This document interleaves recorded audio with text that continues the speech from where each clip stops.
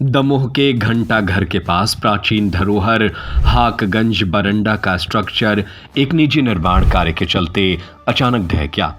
घटना शनिवार रात करीब 11 बजे की है। सोने एवं चांदी के आभूषणों की अनुपम श्रृंखला लक्ष्मी नारायण ज्वेलर संपूर्ण हॉलमार्क ज्वेलरी। हमारा पता है मेडिकल कॉलेज के आगे तिली रोड सागर। इसमें जेसीबी चालक मलबे में दब गया, जिसे पुलिस ने मशक्कत के बाद बाहर निकालकर जिला अस्पताल में भर्ती कराया। जानकारी के मुताबिक हाकगंज बरंडा से सटकर स्थानीय स्वप्नील बजाज अपना निजी निर्माण कार्य करा रहे हैं और इसी को लेकर यहां खुदाई चल रही थी। तब जेसीबी के वाइब्रेशन से स्ट्रक्चर ढह गया। घटना की सूचना जैसे प्रशासन को मिली, तत्काल पुलिस और प्रशासनिक अधिकारी मौके पर पहुंच गए। संभावना जताई जा रही है कि मलबे के नीचे कोई और भी दबा हुआ हो सकता है, इसलिए तत्काल और मलबा हटाया गया, लेकिन वहां पर सब कुछ ठीक निकला। एसपी श्रोतकृति सोमवंशी ने बताया कि बरंडा के पीछे एक प्राइवेट कंस्ट्रक्शन चल रहा था। इसमें नगरपालिका आगे की कार्रवाई करेगा। इसमें इस बात की जानकारी एकत्रित की जाएगी कि स्वप्नील बजाज के द्वारा किया जा रहा निर्माण कार्य नियम के अनुसार किया जा रहा था कि नहीं। इसमें यदि कोई लापरवाही होगी तो उनके खिलाफ भी कार्रवाई की जाएगी। 45 मिनट पूर्व ये दुर्घटना यहाँ पर घंटाघर के पास हुई है, जिसमें ये दमोह क्षेत्र की एक पुरानी बिल्डिंग है जो यहाँ की धरोहर मानी जाती है। इसको बरांडा के नाम से बोलते हैं यहाँ के लोकल लोग।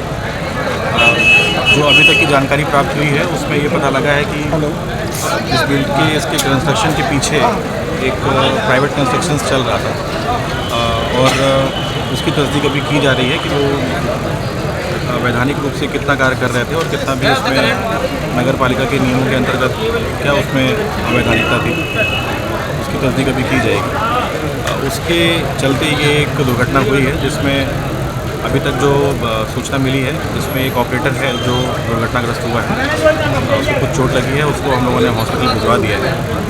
उसके अलावा किसी और के चोटिल होने के या हताहत होने की अभी कोई सूचना प्राप्त नहीं है।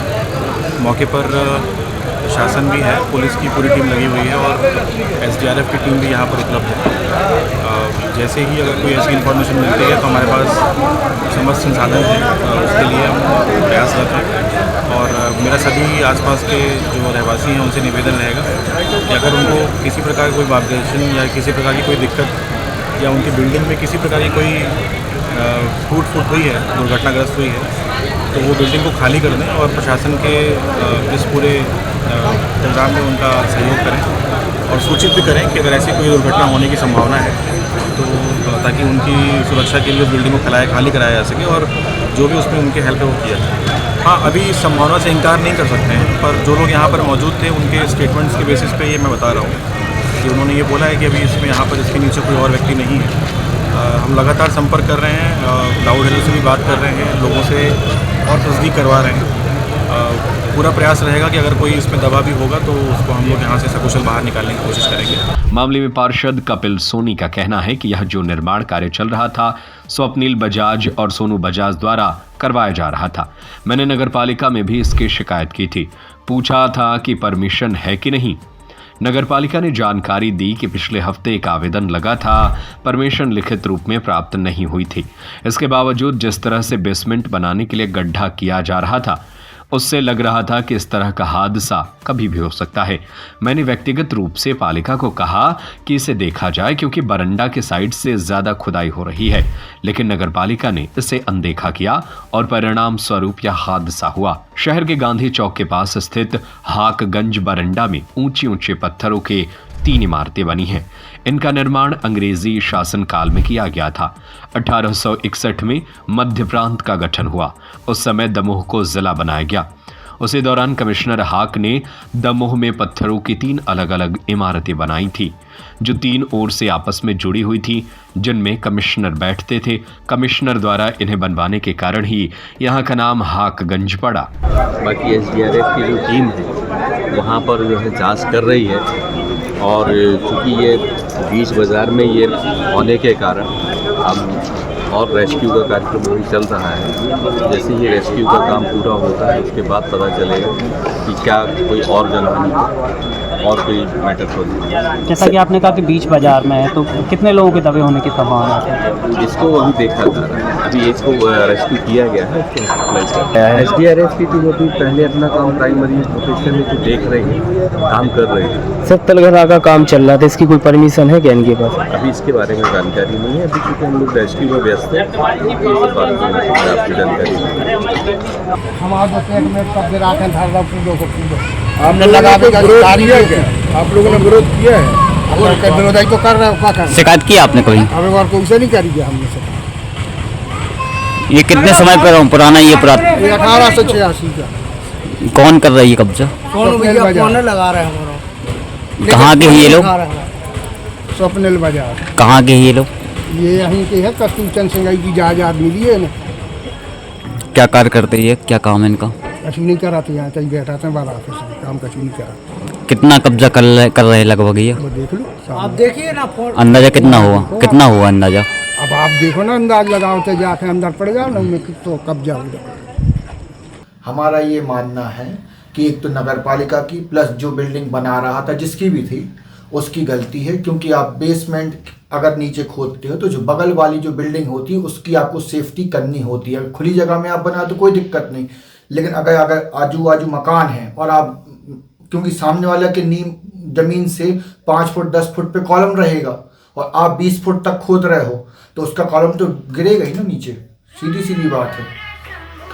तो उसकी सेफ्टी पहले रखनी थी, प्लस खोदने के पहले आपको उसके पहले वहाँ पे सीमेंट किया उसकी एक पर्दी बनानी थी, मतलब बाजू वाली बिल्डिंग को सेफ्टी रखते हुए आपको अपना काम करना था। पहले आपने पूरा 20 फुट तक नीचे तक गहराई एक साथ खोद दिया है ना, या तो बीच में पहले आप कॉलम वगैरह बना लेते, बस बीच में जगह बचती, लास्ट में फिर आप खोद के उसको फिर दोबारा बना लेते, तो टुकड़ों में आप कंस्ट्रक्शन कर सकते थे, या फिर आपको पहले सेफ्टी फ्यूचर्स मेजर करने थे, उसके बाद फिर आगे काम करना था। क्या चाहते हैं आप इसमें? हम तो इसमें कार्रवाई चाहते हैं। नगर पालिका के जो इंजीनियर्स रहे होंगे उनकी सबके जो आम जनता रही उनने भी देखा है खुदाई हो रही है, तो जब खुदाई हो रही है और आप आज देख रहे हो तो आपको पहले से उनको निर्देशित करना था कि हमारा मकान गिर जाए भैया तो हम कहाँ खोद रहे हैं, पहले हमारी तो सेफ्टी कर दो। प्लस पोकलेन वाला जो खोद रहा है उसकी भी गलती है, जो कंस्ट्रक्शन करवा रहा है ठेकेदार है, हम कहते ये तो अनपढ़ हो सकते हैं पोकलेन वाले या जो भी हैं, जो ठेकेदार जिसने कंस्ट्रक्शन का मतलब डिज़ाइन बनाई होगी उसने तो पहले ध्यान रखा हो कि ये आजू बाजू के मकान को पहले हमें सेफ करना चाहिए, फिर हमें आगे खुदाई वगैरह करनी चाहिए, है ना। नगर पालिका वगैरह चलो ठीक है, इन लोग सब गलती कर रहे थे, नगर पालिका इंजीनियर्स कहाँ थे, नगर पालिका कर्मचारी कहाँ थे कि अगर आपके मान लो हम बीच रोड पे कुछ खुदाई करते हैं तो तुरंत आ जाते ना उन लोग, और इतना बड़ा ये पूरा अभियान चल रहा है, सबके सेट उखाड़े जा रहे हैं भर दोपहरी में, और आप इसके लिए इतना बड़ा काम हो रहा है, आप इसमें ध्यान नहीं दिया।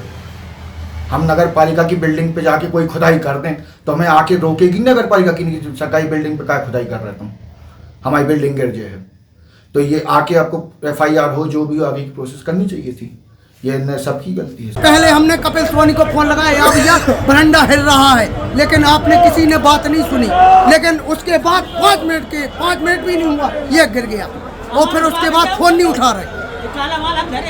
गाड़ी अलग करे यार। कपिल सोनी कौन है ये? पार्षद है यहाँ के।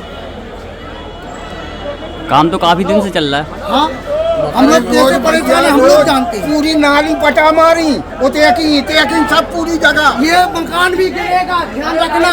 अगर आपने सोने एवं चांदी के आभूषणों की अनुपम श्रृंखला लक्ष्मी नारायण ज्वेलर्स संपूर्ण hallmark jewellery, antique, Kundan, polki, Italian jewellery, IGI द्वारा प्रमाणित डायमंड ज्वेलरी एवं राशि रत्न।